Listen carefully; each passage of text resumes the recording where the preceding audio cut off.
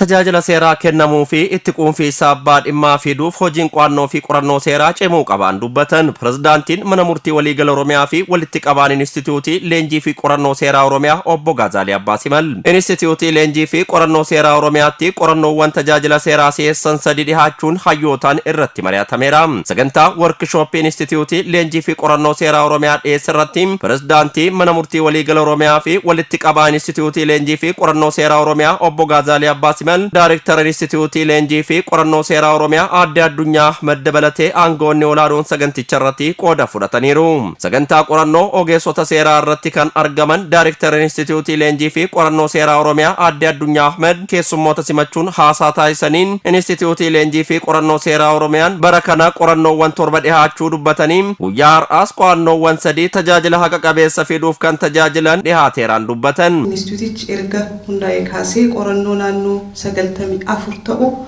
hojjechuudhaan bara kanas hojii qorannoo 7 gaggeessuudhaan hojjechaa kan jiru ta'uusaa hubatamuu qaba jechuudha. Qorannooleen kunis akkaataa barbaachisummaa isaatti qaamolee mootummaa sadan irraa ispeeshaalii mana murtii waliigala Oromiyaa, biiroo abbaa alangaa waliigala Oromiyaatii fi qaama seera baastuutiin akkaataa fedhiif faayidaa naannochaa yookaan immoo uummataa waliin wal qabatee dhiyaateef hundarrattii fi seektaroota biraarraayis kan dhufu qoratee kan hojjechaa jiruu fi dhimmoota fakkeenyummaa qaban hedduun illee kaasuun kan danda'amu ta'uun hubatamuu qaba jechuudha.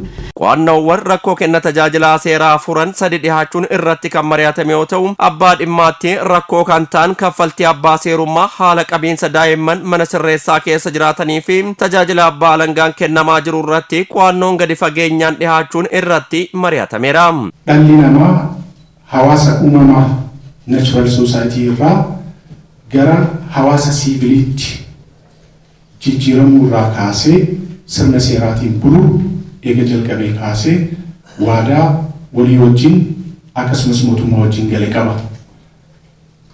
Kunillee mirgi isaa yoo tuqame lafa seeraatti dhaqee mirga isaatti kabachiifatu, karaa seeraatiin gaafachuu, olaantummaa seeraatti buluu waadaa jedhudha.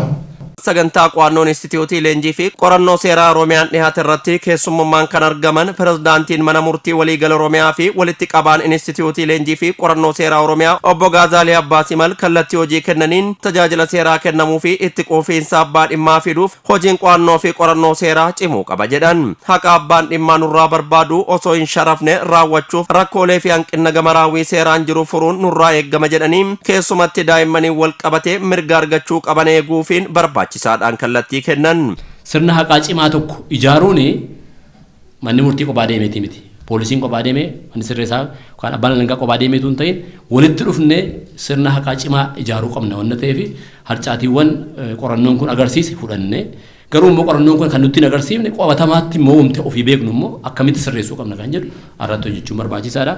Waliigala qorattoota kan keenyas hilqisoos galatoomaa jennaani kun mariin kun wanna kana ka'e kana gabbistanii yeroo gabaabaatti bakka daataa dabalataas barbaachisetti itti guuttanii qaamolee dhimmisaa laalu akka hojiirra oolchuu akka akeekuu dandeessan kanuma jedhuun kaasa. Hirmaattonni sagantaa yaada raadiyoo EBS'if kennaniin qorannoon dhihaate rakkoolee kenna tajaajilaa seeraan wal qabatee jiru kan furuu fi tajaajila manneen murtiitti kennamu caalmaatti fooyyessuu kan dandeessisuuf kallattii gara fuula duraa kan isaan akeeke ta'uu dubbatan. Qorannoon kun qorannoo baay'ee yeroo isaa eeggatee fi baay'ee kan impress nama godhudha jedheetaniin kan ilaalee jiru.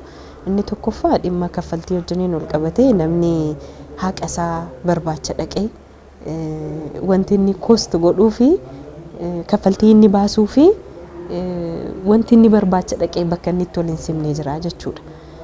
Kana qofaa osoo hin taane wanna hin kaffaluu wanna hin dandeenyeef immoo haqa isaa dhabdee dubartiin yeroo isheen mana isheetti haftu ni jiraatti jechuudha baay'ee. Kanaaf isa kana qaamumti seera kana raawwachiisu hanqinni seerri nuti of biratti qabnu kun itti quufiinsa yookaan kenna tajaajila nuti uummata keenyaaf laataa jirru haqa kana qabachiisuudhaaf haqa baasuudhaaf hojjetaa jirru kun baay'ee affect godhaa jira jedhee akka ka'umsa mataa isaaniitiin qoratanii dhiyeessuun isaanii wanna appreciate tuun godhamtu inni ajaa'ibsiifamatiin kan darbamu miti jechuudha. ajaja manni murtii kennu raawwachiisuudhaan wal qabatee baasii dabalataa yookaan baasilee biroo qaamoleen ajaja kana raawwatan gaafatanii wal qabatee qabatama seeraa jiru hojimaata jiruu fi kallattiin fuulduraa immoo maal ta'uu qaba kan jedhudha. Namoota sirreeffamaaf mana sirreessaa galan faana maatii faana mana sirreessaa seenan eegumsi isaaniif godhamu yookaan rakkoon isaanirra gahu wajji wal qabatee seerri keenya maal jedhaa qabatamaan immoo rakkoo akkamiitu isaanirra gahaa fuulduratti immoo akkam ta'uu qaba kan jedhu mana hojii biiroo abbaa alangaa ilaalchisee itti quufinsa maamilaa yookaan tajaajilamtootaatiif wal qabatee qorannoo dhiyaateedha.